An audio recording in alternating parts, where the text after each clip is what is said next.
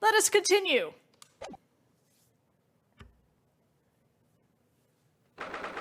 "16th April, 1:26 p.m., Windy Banks Pawnbrokery." Here we are again at the scene of the crime. Now to thrust these representation papers in Gregson's face and see what he makes of them. Hi! Hello again, Inspector. Do you have a minute, please? What is it now? You should go home and get some rest. Here you are, Gregsy. Here are the representation papers. Ta-da. Your ladyship! How? I don't believe it! How the devil did you get that stubborn little ragabash to sign that? I salute you! That is good work, that is! I can see you've been very busy here as well. How about some tea? It's a special blend designed to relieve fatigue.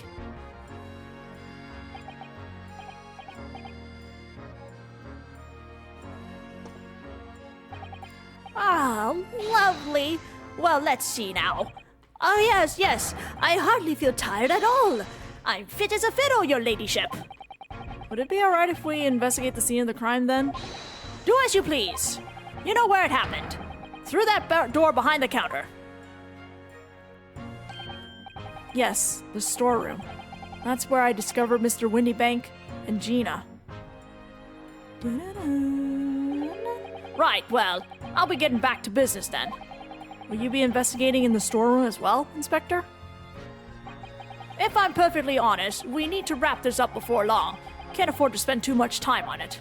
But there are so many articles to go through, it's taking forever, even with the lads working around the clock. Which is a problem, because there's another case the Yard needs to investigate urgently. That must be what Lord Strongheart meant by far more serious matters before. So what I'm saying is, don't get under my feet, Sunshine. Okay. We'll do our own thing. Come then, let us not waste any time. Well, can I investigate out here for a little bit?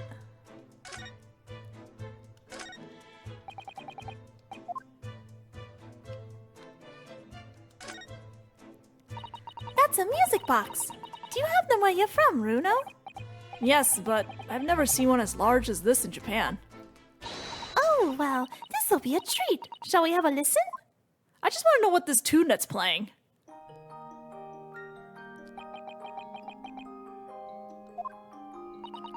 What do you think? Isn't it a pretty sound? It's a beautiful sound, yes, but it's a little hard to enjoy when all the policemen in the room are giving you fierce looks. Never mind that. If any of them say anything, I'll tell Gregsy to have a word. Iris Wilson, Superintendent of Scotland Yard. She is definitely the superintendent. These shelves are where the pawnbroker puts articles that have been forfeited on display for customers to buy. Yes, it's a really strange miscellany, isn't it? I mean, who would buy this horse statue, for example? Also, I noticed there's a thinker on the shelf. Well, sometimes you can find some real treasures among all the junk, you know? It's treasure to someone. Oh, you're right, Runo. Hi, Corvus. Oh, it's just, well, it looks like a collection of useless junk as a whole. But when you pick out individual things, don't drown me. I still have a lot of cases to get through. You can't help wishing you owned them. Even that horse statue. That's exactly how the pawnbroker works. They're very clever. That's a good question. Unfortunately, I can't examine it. But yes, there's definitely a thinker up there, that's for sure. I can't look at the clocks, unfortunately. There's the article ledger here in Mr. Windybeck's notes, and... Wait a minute. What's this? It looks as though someone has left a little photographic print behind. Oh, look at the back. There's some writing. Is that? Oh, show us, Susie, show us. There's blood on it, too! 15th of February, 10:30 p.m. Article deposited, 1 gentleman's overcoat. Loan amount paid, £1. Redemption deadline, 15th April, 10:30 p.m. Wait, that must be the redemption thing that Gina has. A gentleman's overcoat pawned for £1. Clearly it was a very fine coat. In fact, I think... Yes, this must be the ticket for the overcoat that Jeannie redeemed yesterday. And is still wearing, which belonged to McGilded. I would never have expected the redemption ticket to be handwritten on the back of a photograph, though. It seems Mr. Windybank just used whatever piece of paper he happened to have to hand. Can we take it? But this photograph of a cat, it looks very familiar, doesn't it? I'm sure I've seen this exact same picture somewhere else recently. Oh, yes, you're right. Very recently. It's the same as the one Jeannie gave us earlier. Of course. I was forgetting that she gave us that print. Well, what are you waiting for then, Mr. Naruhodo? Get it out. All right. Let the cogs turn. This is another 3D effect. Yes, they are exactly the same. Not quite. Oh, they're gonna cross-eye now? I think they're gonna cross-eye. I've got it. These two photographs hide an amazing secret. Secret? What does she mean? You must tell us, Iris, at once. Do you really want to know?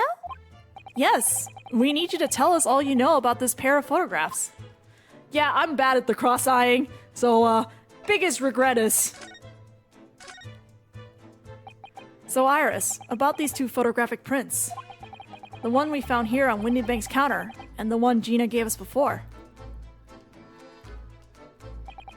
What is this amazing secret you mentioned that's hidden between these two identical prints? Actually, that's not quite right. Sorry? If you look carefully, the two prints aren't the same. Not exactly. They're not? I would have to look at them now.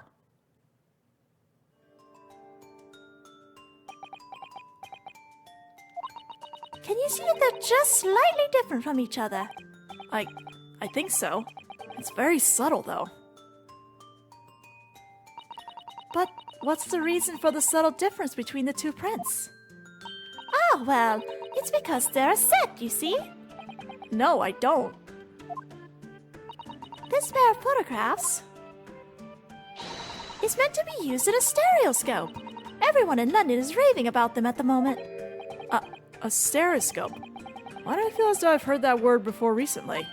Oh, yes! That's what Mr. Shelm showed us yesterday. You see? There it is, just over there. Ah, yes, of course.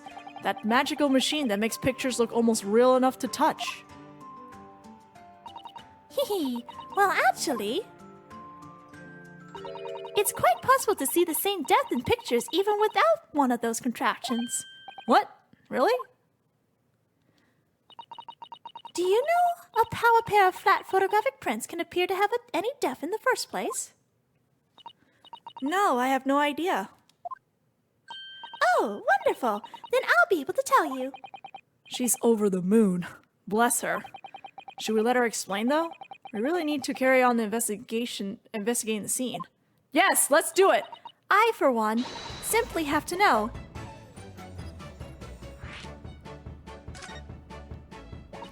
Have you ever considered, Renaud, how our eyes see depth in the world around us? Well, I just opened them, and it works. But the reason it works is because we have two eyes. Two eyes. Shocking. If you try closing just one eye at a time, I think you'll see straight away what you see with your left eye and what you see with your right eye. Can you see the letters in number 1 or number 2? Ever so slightly different. You get a different view with each eye. Yes, the position of objects seem to shift slightly. Exactly, and in your head, your brain uses that shift to estimate depth as it merges the two views into one. That's how we can sense depth in everything we see. My brain really is amazing, isn't it? It does so much without telling me. I think I see. So the pair of photographs consist of a left eye view and a right eye view. Is that right? Oh, well done, Susie. You're so quick. So, if you can persuade your brain to merge the two pictures together in your head, you'll be able to see depth in these prints. Yes, Runo, you're beginning to understand. And a stereoscope's function is to act as your brain and allow you to do just that? Yes, but as long as you have 2 images, 2 eyes, and 1 brain, you can actually do it yourself without needing a stereoscope at all. You can? Really?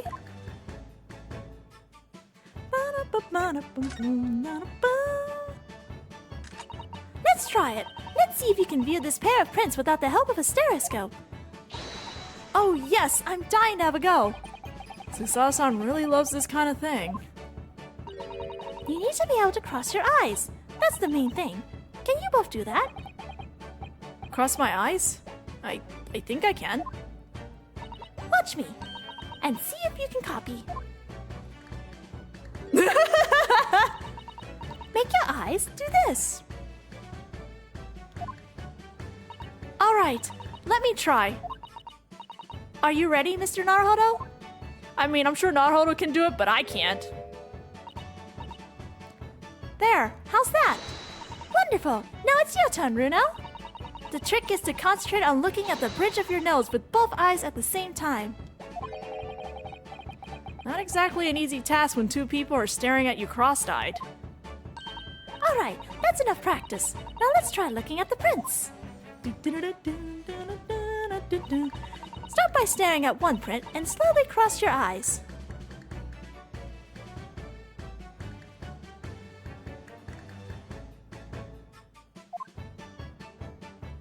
Whoa! You should see 2 overlapping images like this. You try it now, Runo. I'm just gonna have to give it a try, I suppose.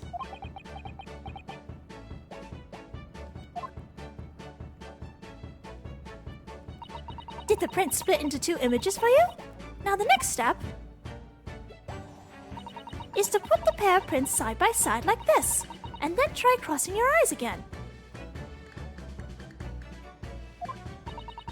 The prints should slowly merge together until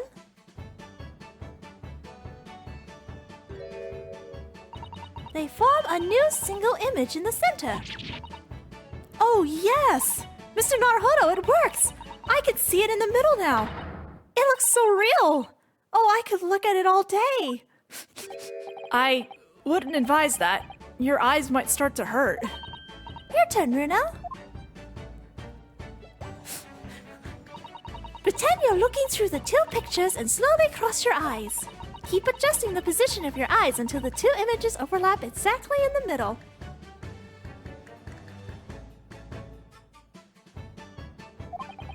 Like this, is it? My eyes are hurting trying to do this. There, you managed it. So now you know how stereoscopic images work. And it's not like it's gonna play in the trial or anything. No, not at all. Well, I don't know who discovered it, but it really is quite extraordinary.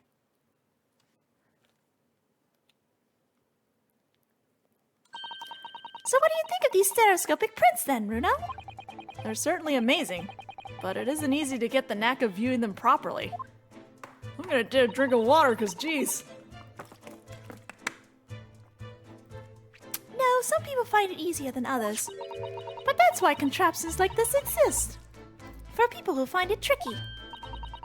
Oh, I recognize that. I mean, the only person I can think of that you think that they can't do it is Baroque at this point, because Baroque did utilize a stereoscope, so... We saw one over there yesterday, didn't we? If I remember correctly, you press this little knob here,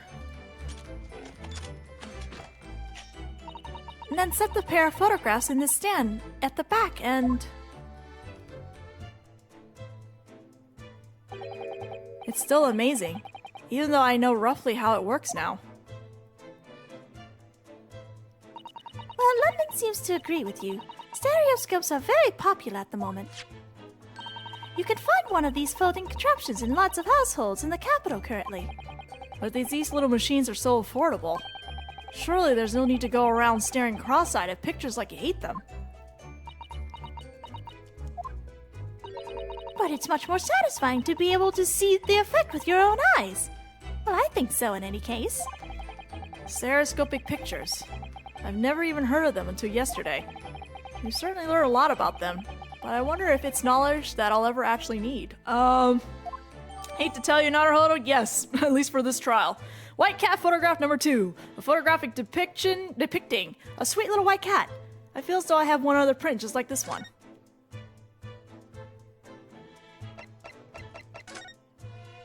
No.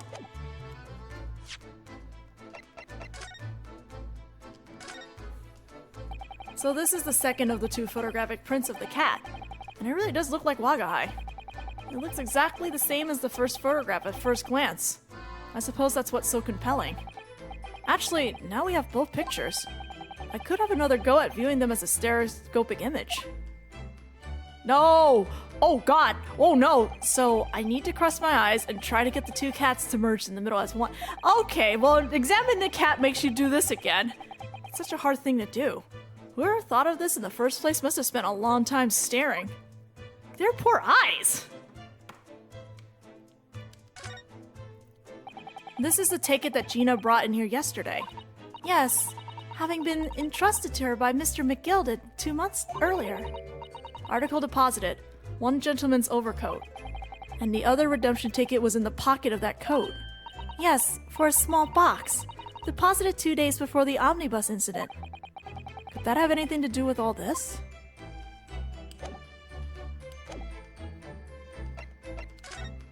Wait, can I talk to you? Nope.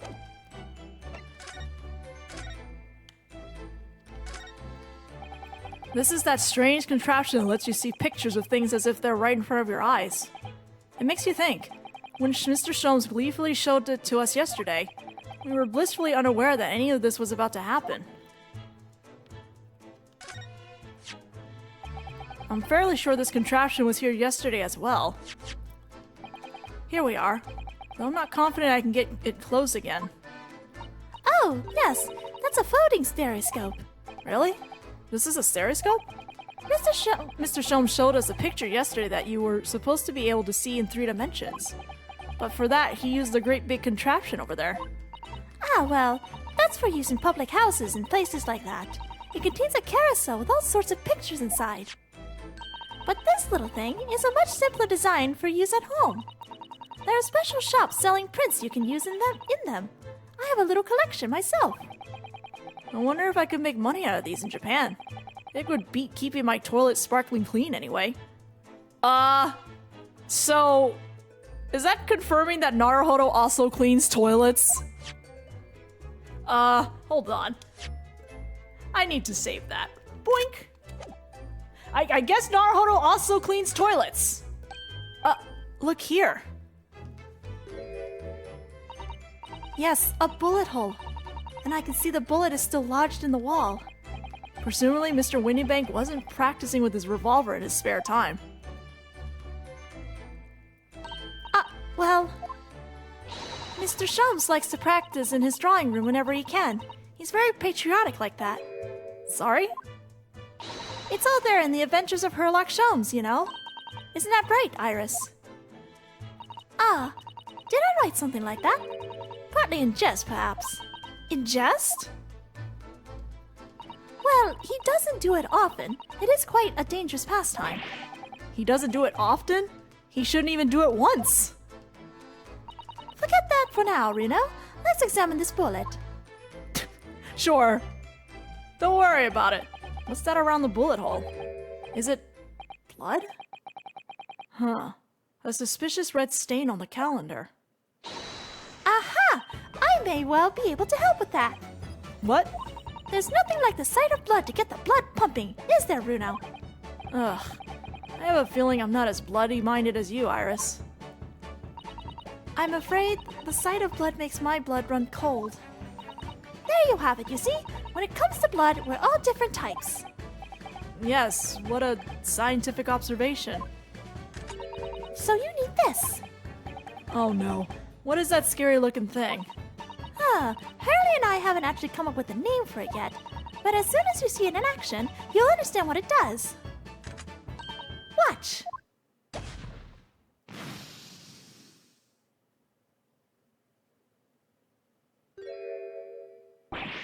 Oh, the color of the bloodstain has changed. There! Does it make sense now? Yes, I think I'm starting to understand. Good! It works on the principle that different people have different types of blood, you see? Yes, how wonderful! The chemical of fires combines with the blood and makes it change color, so you can identify whose blood it is that you're looking at, in a flash. Oh, what a fabulous invention, Iris! Isn't it, isn't it? I bet Ginny would say it's bleeding great! So, whose blood are we looking at then? Well, all the chemical does is turn the blood a different color, so just find someone whose blood turns the same color and you'll know who it belongs to. In a flash. It's more like 2 flashes, really, isn't it? 1 flash or 2, this could well turn out to be a very valuable clue. So we must make a note of it in the court record. Blood samples portfolio. Sample blood analyzed with a special chemical indicator developed by Mr. Sholmes. Different people's blood turns different colors. Let's keep testing and adding the results of any other blood analysis to the portfolio. As long as I have Regent left, sure.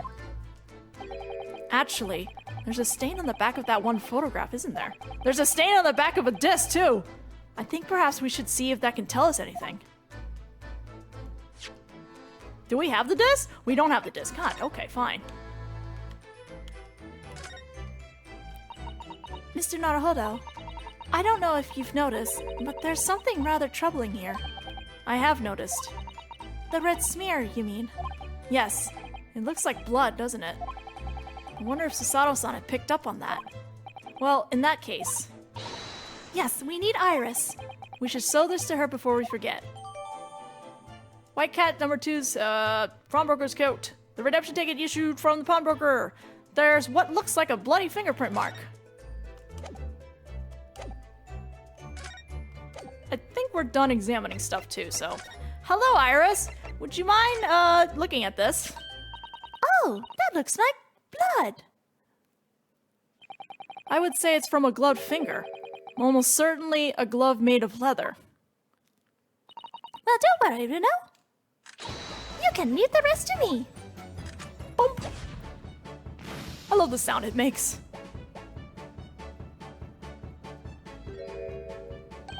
Look at that. Yes, that's a color we haven't seen before, isn't it? We simply must add it to the portfolio of blood samples. It could be an important clue. Although, it would be nice to find out whose blood these different colors correspond to at some point.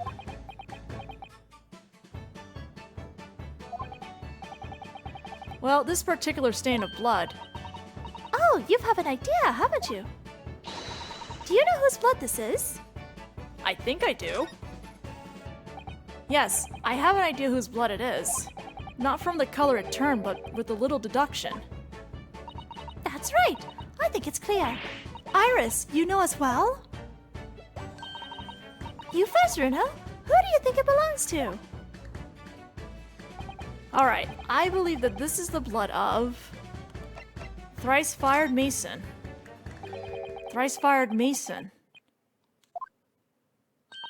You don't sound very sure of yourself, the way you trailed off there.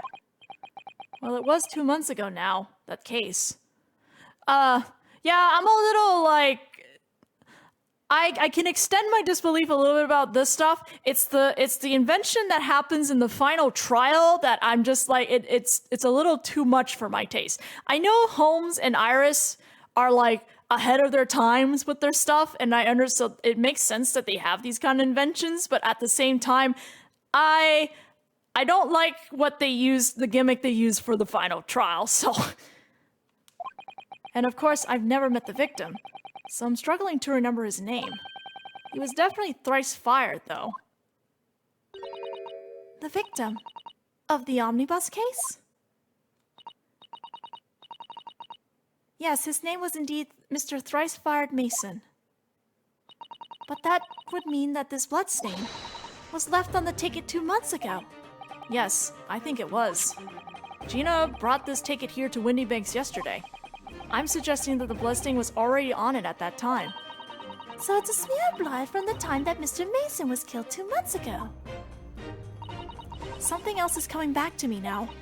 Mr. McGilded was also wearing leather gloves that night. Now I ask you, what a good-hearted soul wouldn't rush to help a fella bleeding from his stomach? I wasn't about to start worrying about me gloves now, was I? I reached out to give the man a hand.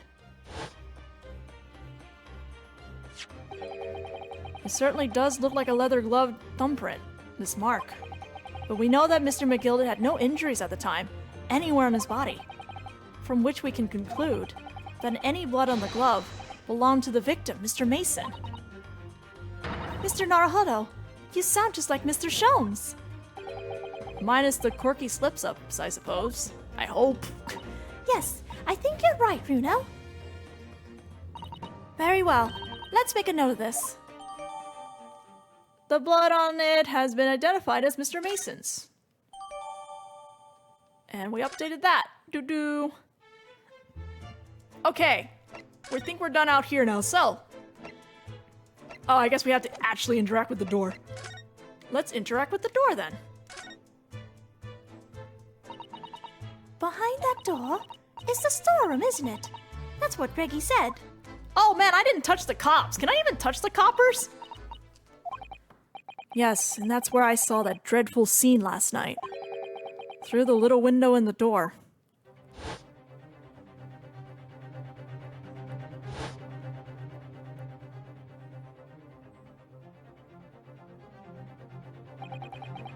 Mr. Windybank, face down on the floor, with Gina beside him. As the accused legal representative, you have the right to examine the scene, Mr. Naruhodo. We must make a thorough investigation. Yes, of course. And we will. Behind that door, that's the real scene of the crime. Don't worry. If there are clues in there, I'll find them.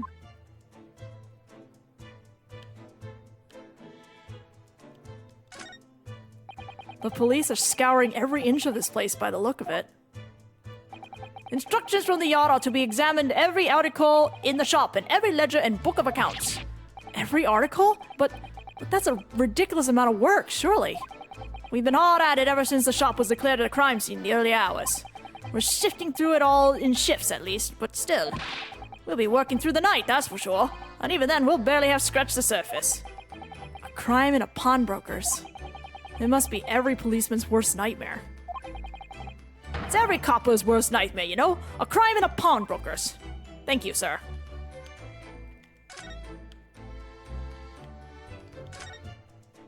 This officer has been staring intently at the wall since before we came in here. Shh! Keep it down! Hi, Suki. Oh, sorry. There's a major clue just here. Really? Then we must tell Greggy at once. But as soon as I report it, that'll be it. I'll be stuck here even longer. Stuck here? What do you mean? I haven't been home in 2 days already. I need another constable to relieve me and take over me shift. Whew. They really have a tough time, the British police. That doesn't stop us investigating, though, does it? No, I suppose not. I'm fairly sure it was the calendar he was peering at. Well, we've already looked at the calendar, so we don't need to worry about the calendar. We're going inside. Can I move there now? Yes, I can. Let's go to the storeroom.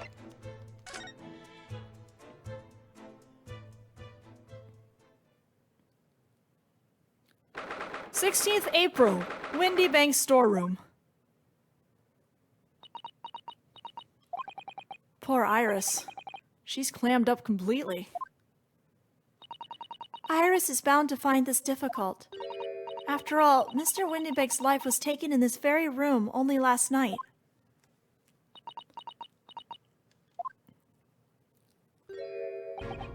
Hello, Gregson. Ah! Bye, Gregson? Wait, Inspector. What is it now, Sunshine? You took one look at me and tried to run away. You think a Scotland Yard inspector would run away from some jumped-up little defense lawyer, do ya? Yes.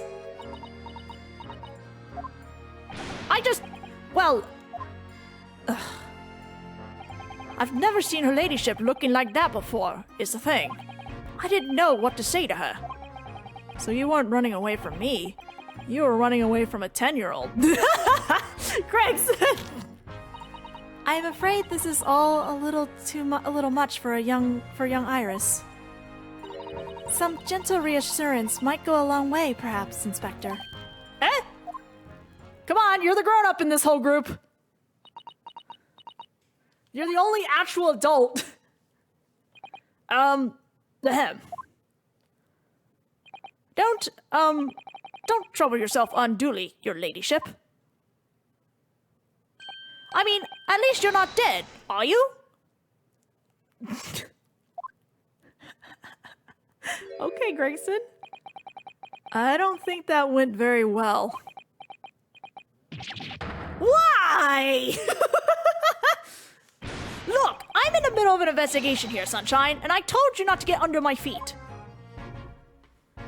Okay. And we have investigating to do ourselves. Yes. I'd like to hear more of what the socially inept inspector has to say. Oh, Hurley.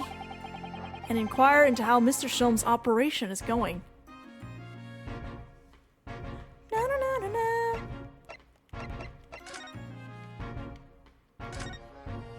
Out of all the articles in the storeroom, this is the only thing that shows any sign of being ransacked. What is it, Iris? That's the box file that my manuscript was being kept in. Oh! Iris' unpublished story, The Hound of the Baskervilles. Surely that's not what all this... Sorry, Iris, but if you ask me, he sold it. Without telling you. We must check inside the box at once. Yes.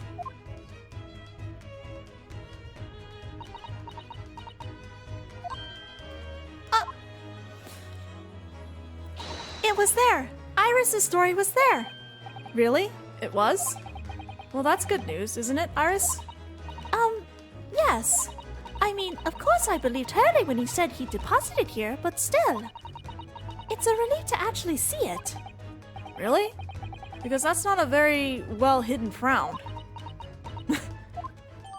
Iris's manuscript. A long unpublished story that Mr. Sholmes deposited at the pawnbrokery of the victim, Mr. Windybank. It's entitled The Hound of the Baskervilles. Look at all these articles that have been deposited. The room is stuffed full of them. I can't believe how many there are. A bicycle, a gramophone, musical instruments, even some enormous paintings, look! Pieces of different people's lives, quietly gathering dust in here together. There's something very peaceful about the atmosphere in here. Or at least there would be, if not for the chalk outline on the floor and the policemen shuffling around. Not much I can do about that, Sunshine. Da-da-da.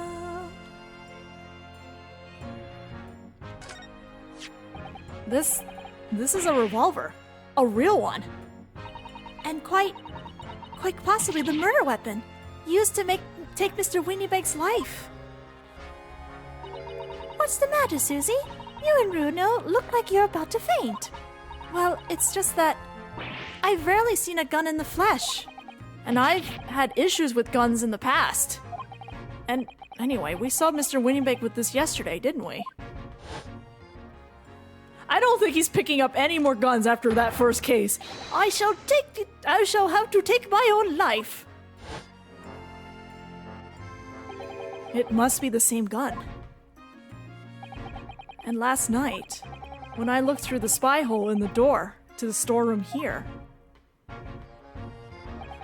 that was the same gun I saw in Gina's hand.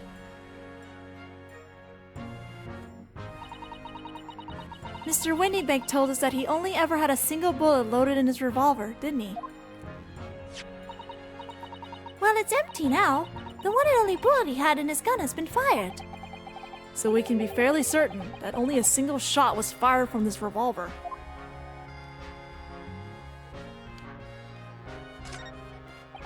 The police have marked the position of the body with a chalk line.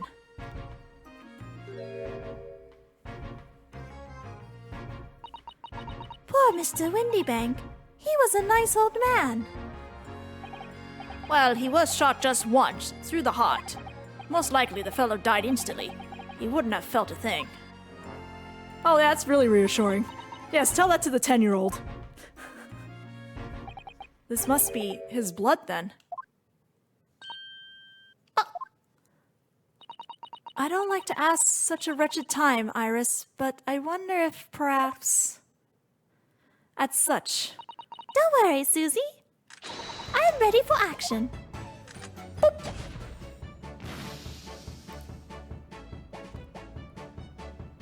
His blood is blue. So now we know the color the chemical turns when it reacts with Mr. Windybank's blood. And it's not matching anything else right now. And it doesn't match our analysis of the bloodstain we found in the main shop. No, but let's add this sample to the others we've already collected anyway.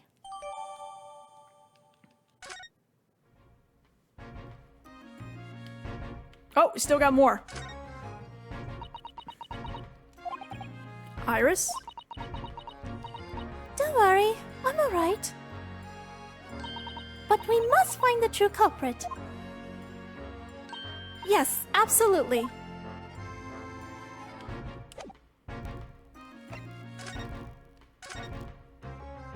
So, Inspector, what do you make of the crime scene here? Chaw! You've got eyes, haven't you? Use them! It is what it looks like. Nothing more, nothing less. Iris, could you lend me a hand? So, Gregsy, what do you make of the crime scene here? Oh yes, your ladyship. Do allow me to humbly explain. Last night, at shortly after the hour of 1 o'clock in the morning, Scotland Yard police attended the scene. The one and only door to the storeroom was found locked from the inside. So it was locked from the inside. The lock appears to be broken now, though. Was that the police officer's doing? Quite right, ma'am, quite right. We took the liberty of smashing the door in, as humbly as possible. Oh. As you can see, the victim was discovered prostrate on the floor, thuswise. And next to the aforementioned body, we discovered the vile gutter child. Are you talking about Ginny? She's my friend, you know, Inspector. Miss Lestrade, the hapless girl, was curled up on the floor, dead to the world. She's still alive, you know. Yes, when I saw her, she appeared to be unconscious. And I'm afraid to say, she had the gun that was used in her hand. No! Presumably, it's the gun that's still down there on the floor now. In her pocket, we found the key to the door as well. What? What? The key to the storeroom. And you say the storeroom had been locked from the inside, Inspector? Correct. All of which leaves her ladyship friend in something of a sticky situation, I'm afraid.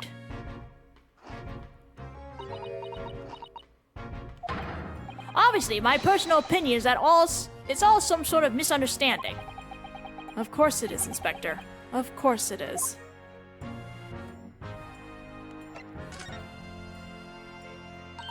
Gregsy, do you know anything about Hurley? Is the operation finished? Is Hurley alright? Is he? The thing is, Don't mince your word, Inspector. Please. You don't mean to say that Mr. Sholm is... No, the operation's done and dusted. It's just that, well... Out with it! Yes, ma'am! Gregson is getting tossed around by two girls. They use something called a general anesthetic. It's the latest thing. Renders the whole body insensitive. The whole body... anesthetized? Is that even possible? It means the operation can be completed while the patient is fast asleep. Goodness, in the Empire of Japan, we can just manage to provide laughing gas for a tooth extraction. The trouble is, the latest thing isn't always the greatest thing, if you follow my meaning. They couldn't get the medication to work at first, so it took hours for him to nod off, or so I hear. And now that the op's finished, they can't get him to wake up, apparently. Oh my! This sounds like some really delay anesthesia. No one knows if it's the anesthetic still in his system, or if the bloke's just plain exhausted. But anyway, all they can do is stand back and watch until he comes around again. Hurley. The moment he opens his eyes, your ladyship, I swear I shall get word to you. What a surprise. Even in matters of life and death, Mr. Shum has to do things his way. Do I have to present something now?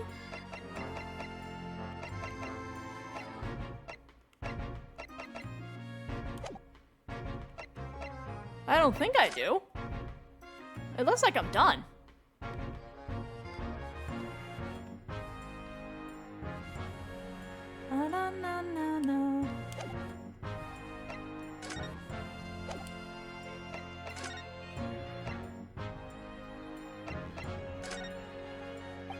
Inspector Gregson, could you give me an opinion about this? Do you think?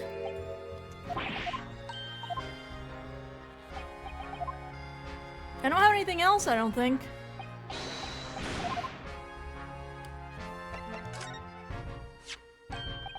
Is that what I think it is? Your ladyship's latest? Yes, my latest story. It's called The Hound of the Baskervilles. A most fascinating title, your ladyship. Fascinating. And, I don't suppose... Would there be any mention of my humble self in the tale this time? Huh, good question. I can't really remember. I see. Well, why would you, your ladyship? I'll just await its publication with eager anticipation. You needn't worry, Inspector.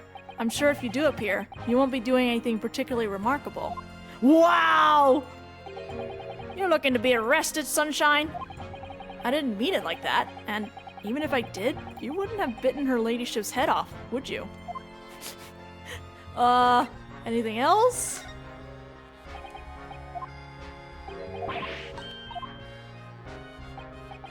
I'm wondering if Naruhodo's just saying these things because Iris is there, so, you know, he knows he won't do anything.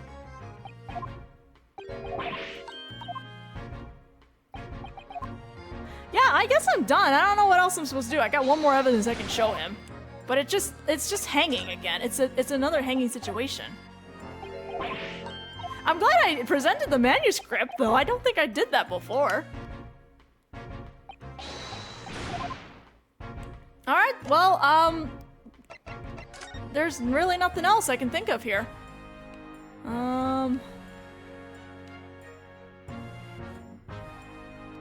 Alright, we'll just move back out then.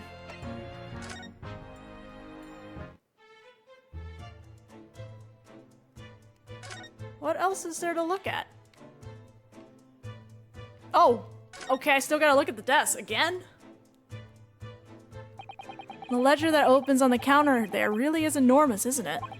It must be an awful lot of work to keep track of all these hundreds of items in pawn. It's too much to think about. Better to sell it all and have a clear head if you ask me. But clearly Mr. Winnebeck was very careful when it came to the articles in his care.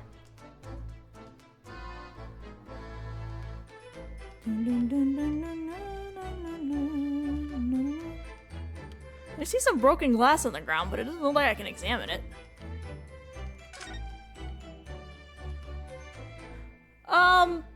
Yeah, I don't know what else I gotta do. Let's move, I guess?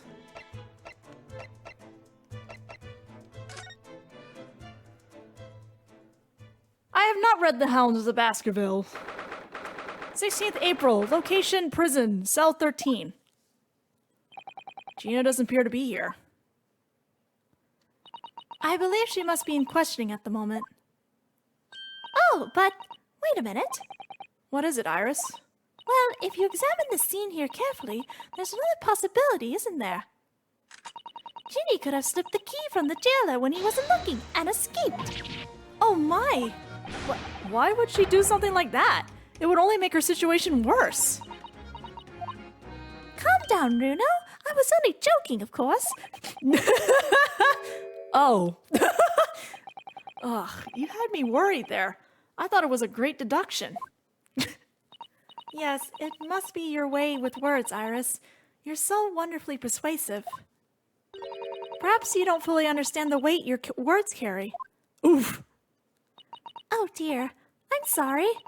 I suppose a light-hearted great detective is a contradiction in terms.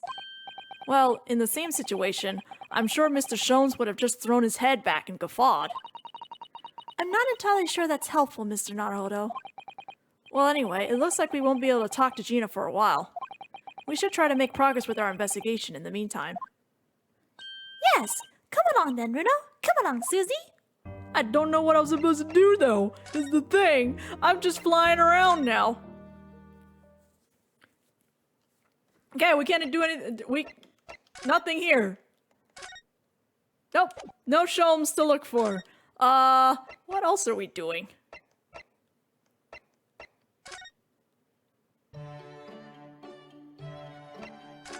What the heck are we doing now?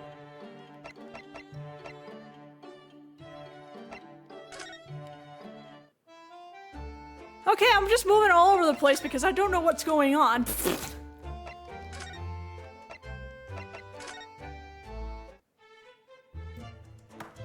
I have no idea what we're doing.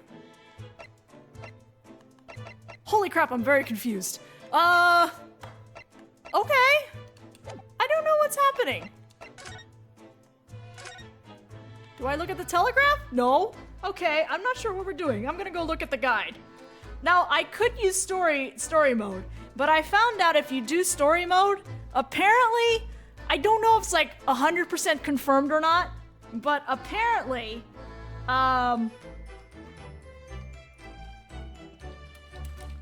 if you toggle the story mode, you can actually kick yourself out of getting one of the accolades.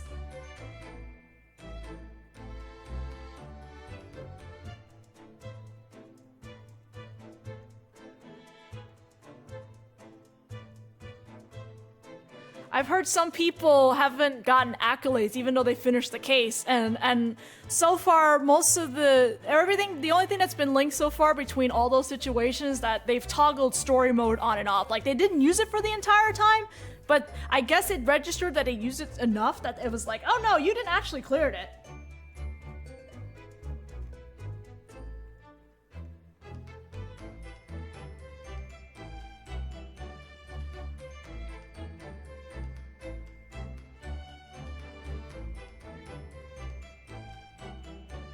What else am I missing?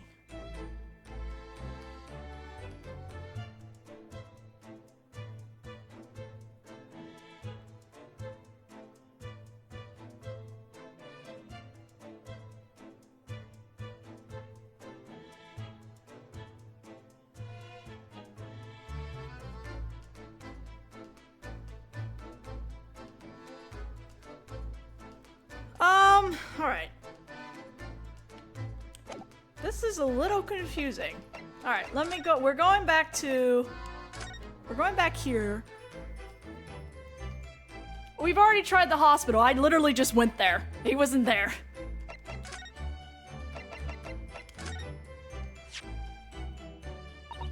Oh, my manuscript.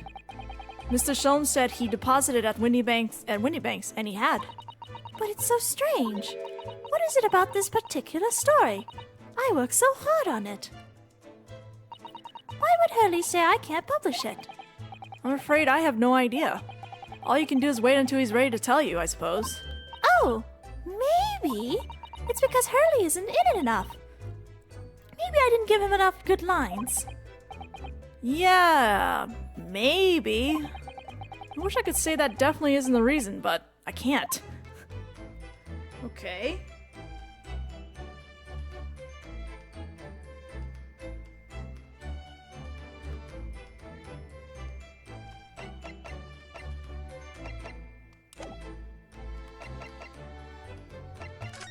Okay, Gregson is supposed to be telling me something when I give him the claim tickets, and he's not.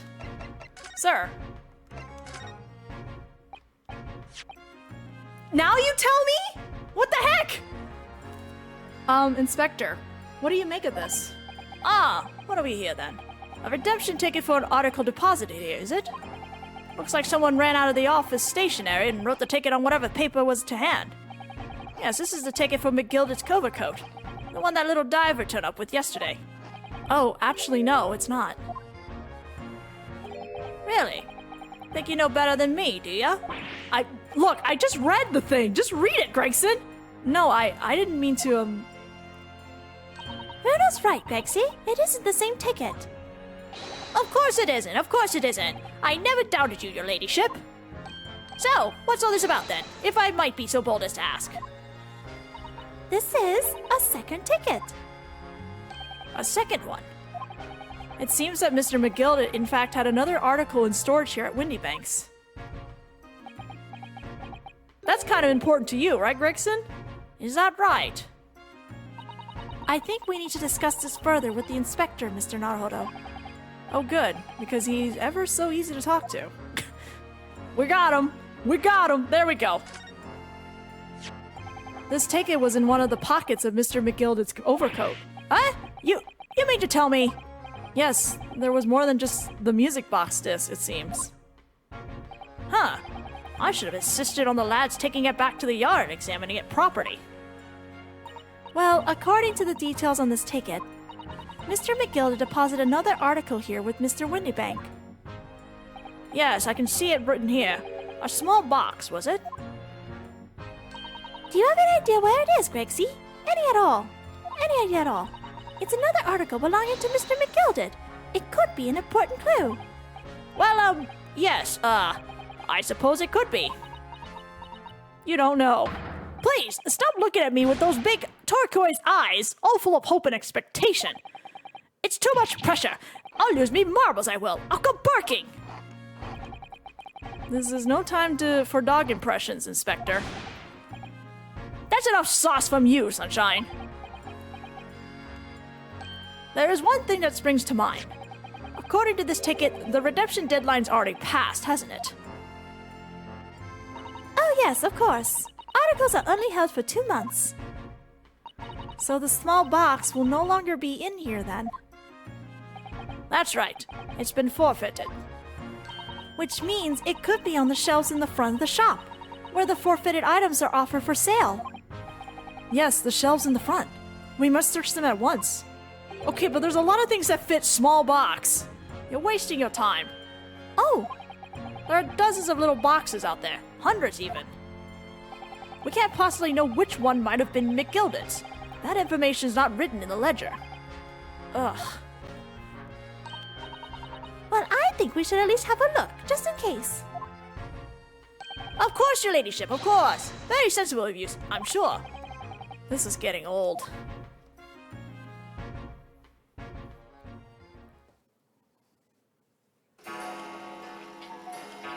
That is a clock sound.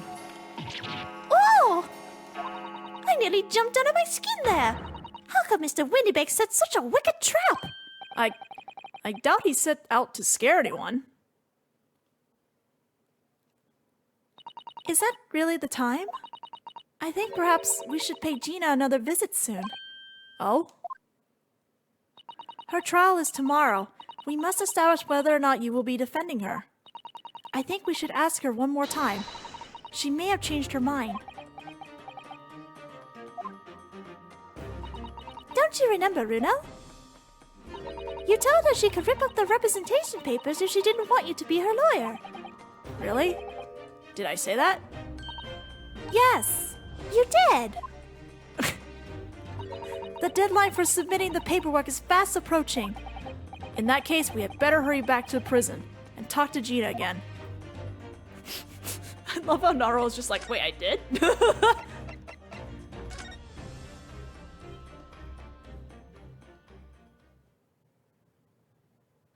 16th April, 5:41 p.m., local prison, cell 13.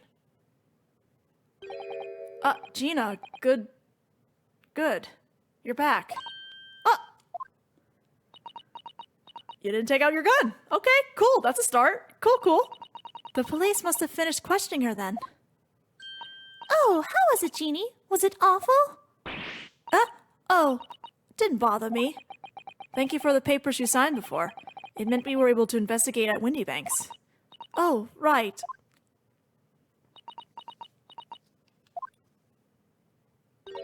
Don't you want to know how we got on? We've been never so busy. What's the point in asking? Won't change what everyone's saying, that I did it. That's not... Gina, we came to ask for your final decision. Eh? What decision? About tomorrow's trial. Will you let me defend you or not? I must submit the paperwork now if you like Mr. Naruto to represent you. Right. I see. She's really lost her fight all of a sudden. But I know what that feels like. The worry is just so hard to bear.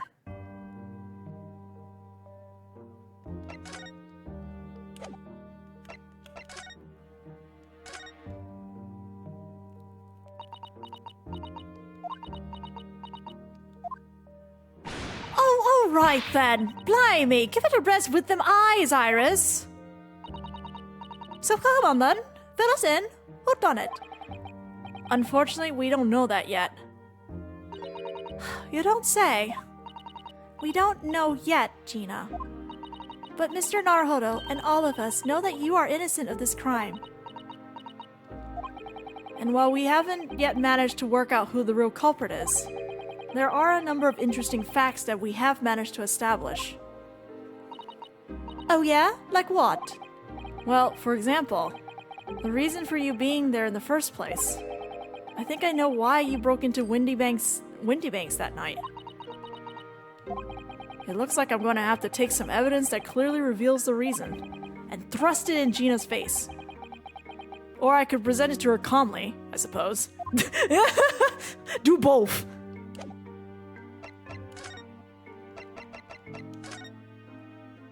We found this in Mr. Windybank's storeroom. The manuscript of Iris's latest story. Oh, right. Well, that's good then. Curiously, the storeroom at Windybanks showed no sign of being ransacked for items of value or the like. With one exception. The box file that housed this manuscript. It was you, wasn't it, Gina, who broke open the box containing this manuscript last night? Huh? You were determined to find out whether or not the Hound of the Baskervilles was really there. That's the real reason you broke into the storeroom last night, isn't it? Ah! Why don't you tell us what happened? Please.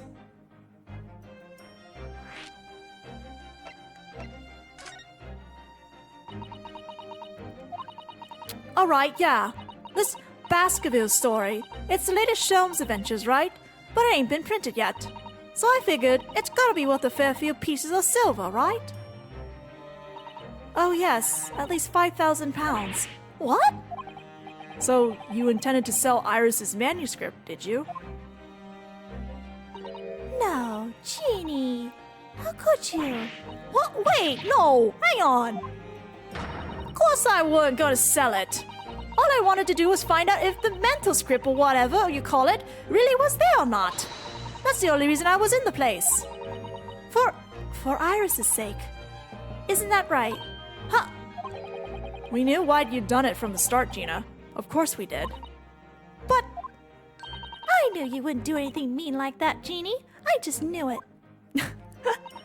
Well, when I saw the manuscript in the storeroom, it reminded me of what you said the night before. Grown-ups do a lot worse than that, believe me. Barefaced liars, the lot of them. You just ain't realized it yet.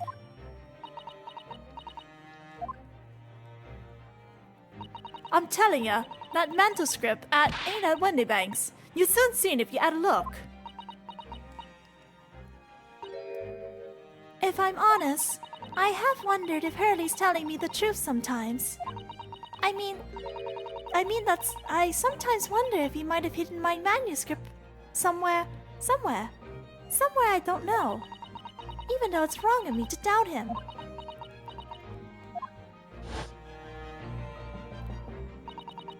Oh, Jeannie, that was so sweet of you. All right. I'll tell you why I did it. Just stop looking at me like that, Iris.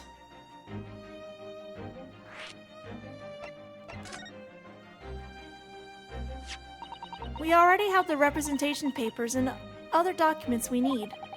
All we have to do is hand them to the court clerk. That is, if you'll allow me to represent you in court tomorrow. Nah, don't bother. Genie! Rip 'em up and chuck 'em, would ya? Them representation papers or whatever they're called. This cell ain't fancy enough to have a bin. So, what will you do in court tomorrow? I'll be fine on my own. Me own. I don't think you will be. Look, it don't matter. What's gonna happen is gonna happen. This is one stubborn pickpocket.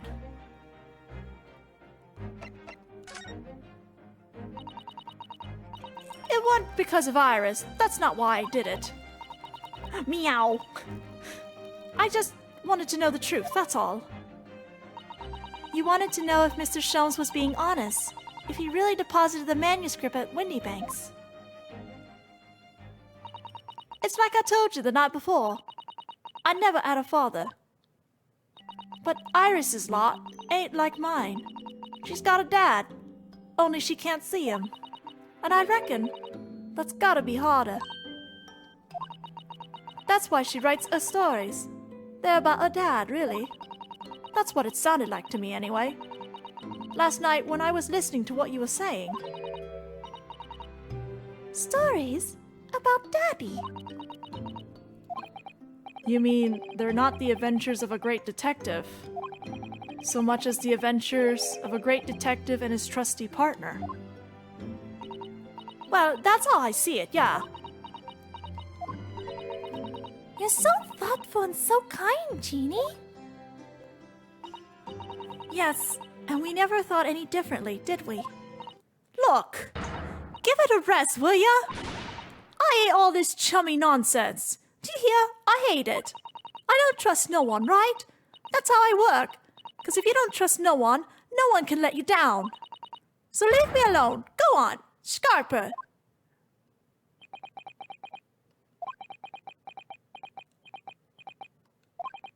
I hadn't noticed until now, but it's unmistakable right there on both sleeves of that overcoat.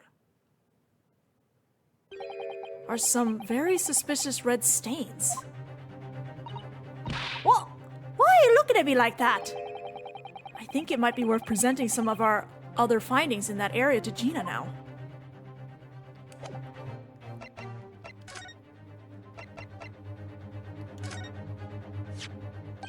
Do you see this pawnbroker's ticket, Gina? It's the one you took to Windybanks, isn't it? The one for that black overcoat that you're wearing now. Things are getting spooky. I've drank my water. Eh? What? That? I don't know. They all look the same to me, those tickets. Surely not. Well, this one has a very obvious mark on it that would appear to be blood. Eh? Does that ring any bells? I don't know. It all looks the same to me, blood. They all sound the same to me. These answers. Suspicious.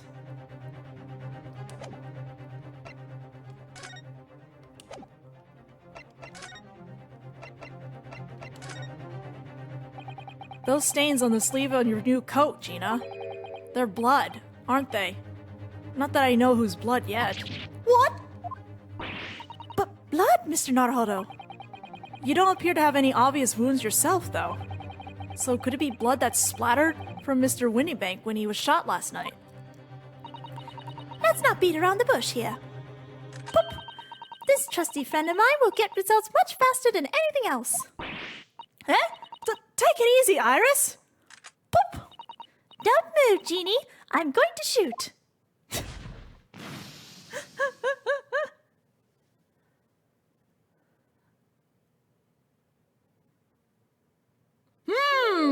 That's a lot of blood! Oh. Oh my. What the? Forget the sleeves. The whole coat is covered in blood. Of course. The black color of the fabric was masking the stains. That's why we haven't seen them until now. And the blood has reacted with the chemical to turn a purple color, which matches one of the samples we've already collected perfectly. Yes, Now let's see. Who had purple blood? Aha! Yes, it was the brickmaker, Mr. Mason, the victim of the murder case 2 months ago. That's his coat. I knew it.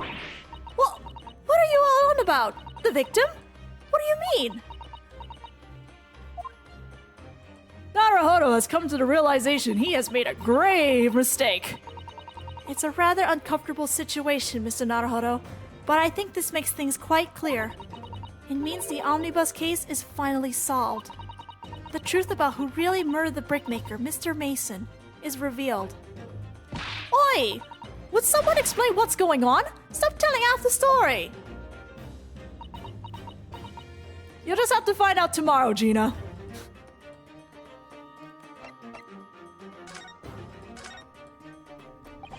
We can see now that the victim's blood is all over Mr. McGildett's overcoat. But in the trial 2 months ago, the defendant said this in his testimony. Now I ask you, what good-hearted soul wouldn't rush to help a fella bleeding from his stomach? I wasn't about to start worrying about me gloves now, was I? I reached out to give the man a hand. Sure you did. But if you look at this overcoat now, it's clear. These stains couldn't have arisen from McGildet trying to pull the victim to his feet. No, if that was what had really happened, the blood wouldn't have splashed all over the front of his coat. The only explanation for this pattern of blood is that it splattered over McGildet's coat when he stabbed the victim in the stomach. I've tried to run from the truth for long enough, but there's no escaping it now. The true culprit in that case, Mr. Mason's killer, was Magnus McGildet. Tee-hee. Mr. Naruhodo. That horrible case is solved at last, and I helped the man walk free from that trial. I used all that twisted testimony and all that sham evidence to prove his innocence. How could I have let that happen? I mean, you were kind of shell-shocked. It was your first trial in Great Britain, but also, like, it sucks. But I could completely explain how you felt that way. Runo, did you believe him, though? Did you believe Mr. McGildet was innocent? I didn't. Did you, Naruto? I believed, or rather, I think I was trying to believe. I wanted to. Because believing in those you represent in court is a defense lawyer's greatest weapon. A weapon?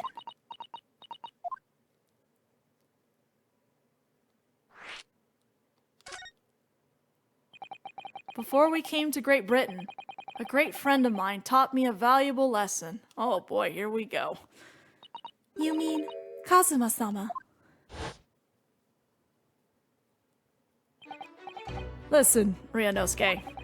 We lawyers are only human. We can't know for sure what is the truth and what is a lie, which is why we must resort to our primary weapon. An unwavering belief in our clients. That's all we really have. Unwavering belief?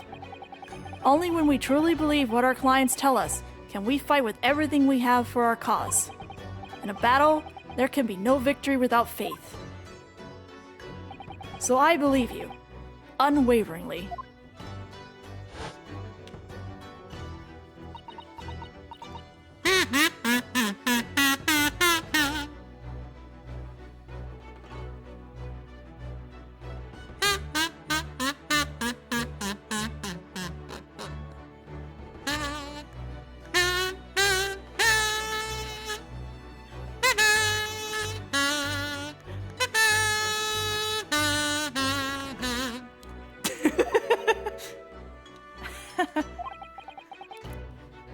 What's funny, Gina? Cool. Sounds like an empire Japan you came from. Everyone must be soft. In that empire. Well, come on. Look at the mess it got you into, believing in that bog trotter. Yes, I inadvertently helped a murderer walk free. Well, at least you've learned your lesson now, eh? Believing in people is never worth it. Someone's always stabs you in the back in the end. As soon as you let down your guard, you've had it. Take a leaf out of my book. Believe no one. Get hurt by no one.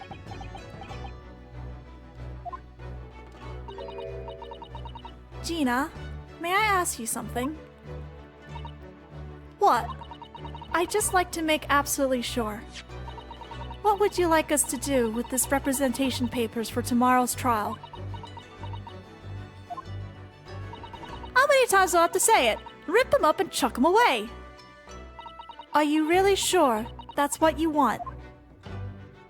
I bet that's what he wants and all now. Mr. Unbeliever Lawyer over there. Don't forget it was me in that trial 2 months ago. I led everyone up the garden path, didn't I? And you're telling me you can believe in me after all that? Not likely. Well, Mr. Naruhodo? A lawyer's primary weapon is an unwavering belief in his clients. Ultimately, it comes down to whether or not I feel I can trust Gina after everything that's happened. I trust you. Gina, let me say it again. Please allow me to represent you in tomorrow's trial. Huh? Are you half-baked? Not at all. You've not once admitted to committing the crime. You've not once admitted to committing the crime, have you? What's more, I believe that you're telling me the truth. Seriously? Mr. Naruhodo? This is the first time she's saying his name? Oh, bless. Did you hear what I said before? I'm a born liar. Fibs just trip off me tongue. And I'm a diver, don't forget.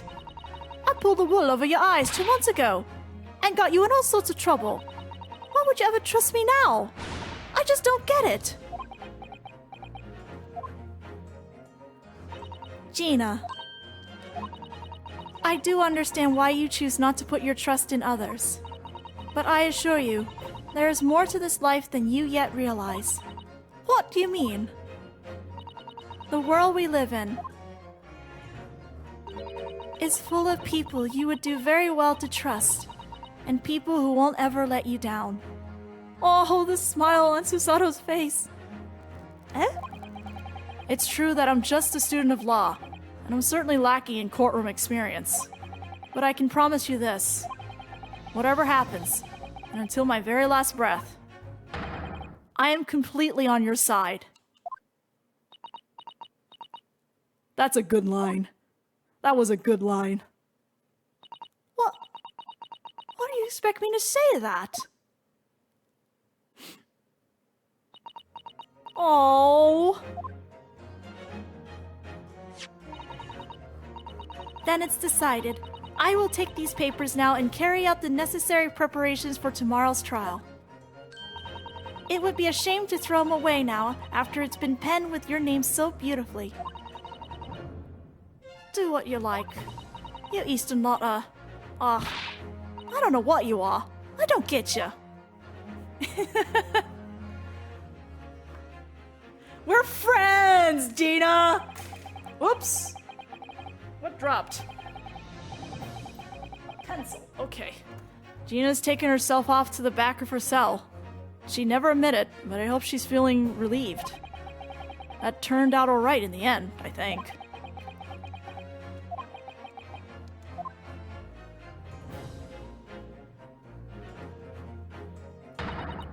Whoever's hiding there, show yourself at once. Eavesdropping is the height of cowardice. Mrs. Sato? Somebody's there in the shadows. I can sense it. Somebody who wasn't there before. What? Gregson? Sherlock? Who is it? Blimey, you're sharp, eh? Yeah! Gregson! Hi, Gregson! I suppose you were using one of those mystic Japanese arts, like the art of stealth I've heard so much about. If anyone was being stealthy, it was you, Inspector. Gregsy! Oh, dear me, I was most terribly sorry, your ladyship. I didn't mean to startle you. How long long have you been listening in on our conversation? Good grief, listening in? No. I just got word that there were some visitors who were refusing to leave even though it was after hours. I assure you, your ladyship, I only just arrived this very minute, not a moment earlier. That's all it is. Nothing untoward, nothing at all. After hours? Is it that late already? So then, I'll humbly excuse myself now, your ladyship. Ta-ta, toodaloo, cheerio, all the best, bye, and bye. That's a lot of farewells, and not one of them appropriate for her ladyship. Oh, but I wanted to have a chat. I'm terribly sorry, but time is pressing at the minute. Oh, I see. That's a shame. If I don't get this emergency at the Supreme Court dealt with sharpest, Lord Strongheart will, well... Emergency? Lord Strongheart? Nothing! Forget I said anything! Anyway, I'm off! Alright, Grexy, if you have to, but let's chat soon. Delighted, charmed, can't wait! If you please, my pleasure! That's a lot of pleasantries, and not one of them sounded sincere. God, Gregson. Gracie's so funny. He says such silly things. He does. It's certainly entertaining to see an inspector of the police fawning to a 10-year-old girl. But anyway, I wonder what this emergency is at the Supreme Court. I must attend the court clerk's office now before it closes. Yes, of course. Thank you, Mrs. Otto.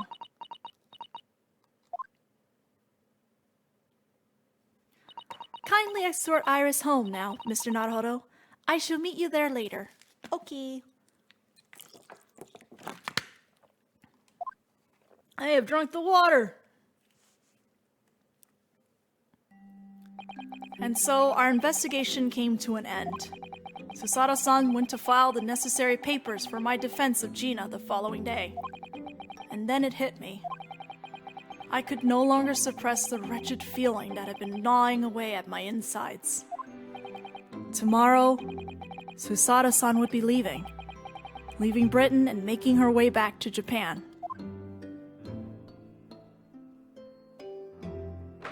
16th April, 11:13 p.m. Naruhodo's Legal Consultancy. Naruhodo-san, it's been a very trying day, hasn't it? I do hope you're not too exhausted. What about you, Susato-san?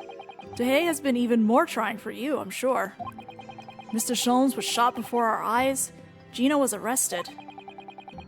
All on the back of the news that her father has fallen ill and that she must return to Japan at once. I hope your father recovers soon. Thank you for your kind words.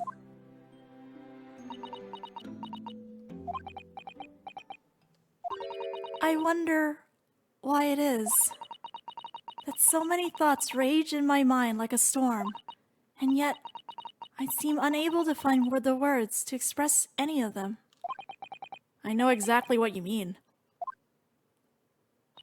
Anyway, I have one final task to complete as your judicial assistant.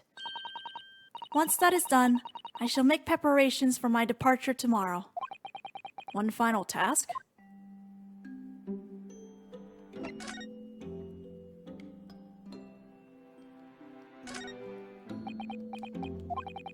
What's the matter with me?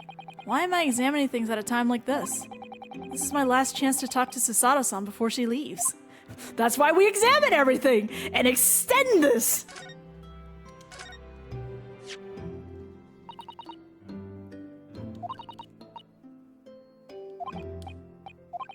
Okay, that's same dialogue. Can I present this? The Hound of the Baskervilles. Iris's unpublished work. Yes, so Mr. Sholmes was telling us all the truth.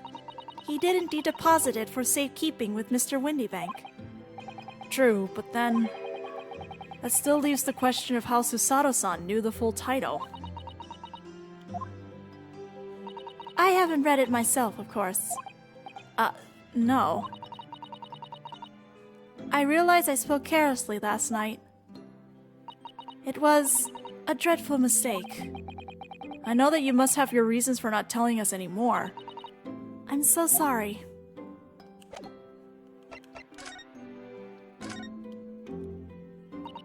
It's just 2 months since we arrived in London, but we've managed to establish this office. It was finally feeling as though we were settling in. I would be lying if I said I felt no regret. I'm so sorry, Susato-san. It's just so sudden. I really don't know what to think. I had no time to gather my thoughts.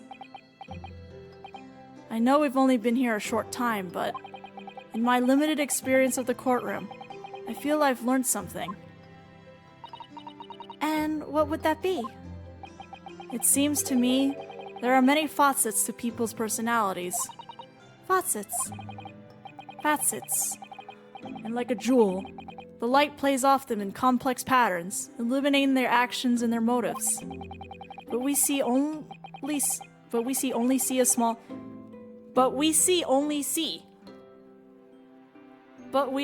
a small number of those total facets, and what is illuminated is only a part of the whole story.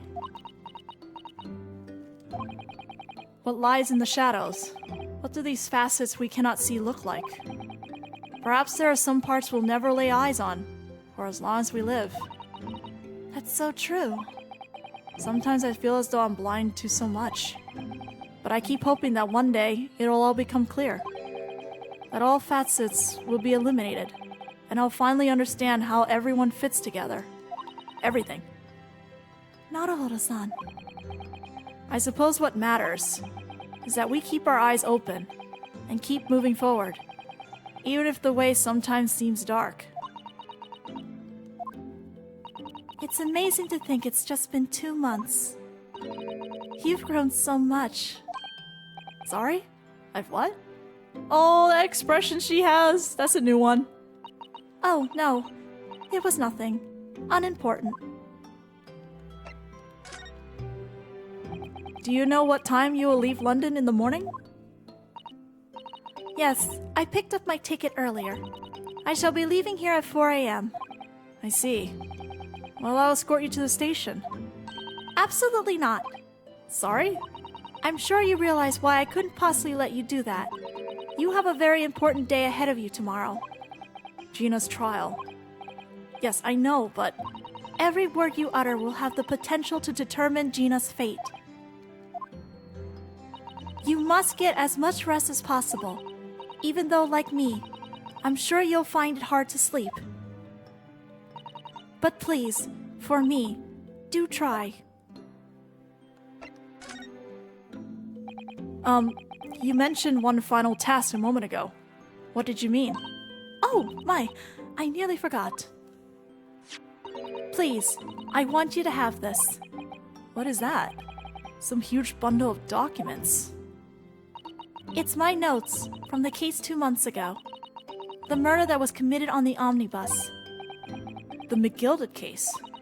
It seems to me that this case of Mr. Windybank's murder, of which Gina is accused, is very much tied up with that omnibus case, in ways that are not yet completely apparent. So I took the liberty of consolidating my writings about the case for you. With everything else she's had to think about, Susato-san still managed to do this, and all neatly laid out for me in her beautiful handwriting. It was my pleasure. Oh my god, these two are so good. This is so much, they're precious. I can only hope that it will bolster your case tomorrow for Gina. Thank you so much, Susato-san. I will do my best to use it wisely. You really are the best judicial assistant in the world. Well, that's extremely flattering. But I'm sorry to say that I've been a complete failure. What? Sorry? I didn't quite catch what you said there. Oh! Ignore me. I was just mumbling to myself. Excuse me? McGilded case notes. Notes collated by Miss Susato about the McGilded case that we worked on 2 months ago.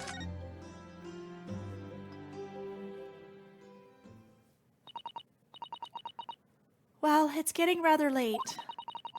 I think you should go to bed now, Naruhodo-san. I must finish packing up my things in my room. Susato-san, I I wish you the very best of luck tomorrow. Good night. Wait, there's something... Yeah! What was that? A secret technique of mine. The Susato shutdown. Shutdown? Shutdown? Oh, Susato! Please, I implore you. If we have to voice our goodbyes, I won't be able to hold back my tears.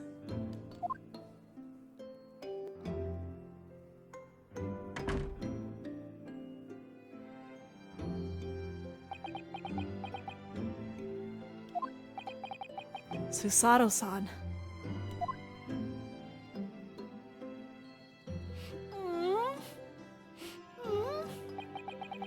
It truly had been a trying day. On our feet for hours, getting Gina to open up to us, and learning the truth about that nemesis of a case. Physically and mentally, I was exhausted, and yet the idea of sleep seemed impossible. But I forced myself to close my eyes, and as a cacophony of scenes of our lives here in London played through my mind, eventually, my fatigue triumphed, and I fell into a deep sleep.